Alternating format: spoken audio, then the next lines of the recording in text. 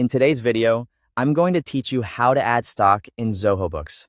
If you need to update the quantity of an inventory item in Zoho Books, this process is simple and only takes a moment once you know where to look. I'll walk you through it clearly so you can follow along inside your own account and make sure the stock level is updated correctly. To begin, sign into your Zoho Books account. Make sure you're using the correct organization if you manage more than one, because stock updates should always be made in the right company file. Once you're logged in and on the main dashboard, you're ready for the next step. From the left sidebar, click on Items. This is where Zoho Books stores the products and services you've created, including inventory items that track stock quantities.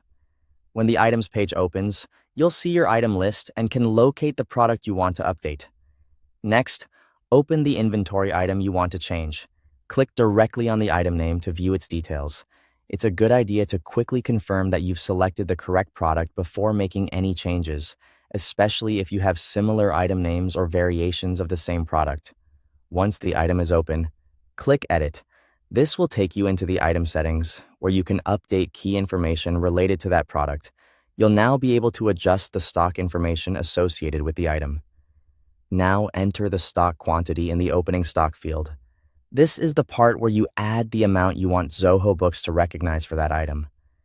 Be careful when typing the quantity, because this value affects your stock records and inventory visibility. If you're entering stock for the first time, double-check your physical count or your previous records to make sure the number is accurate. After entering the quantity, click Save.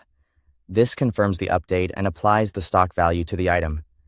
If Zoho Books accepts the changes without any warning messages, that usually means the update has been recorded successfully. Finally, reopen the item and confirm that the stock on-hand value has been updated. This verification step is important because it helps you make sure the quantity was saved correctly and appears as expected in the system. If the number looks right, then your stock has been added successfully.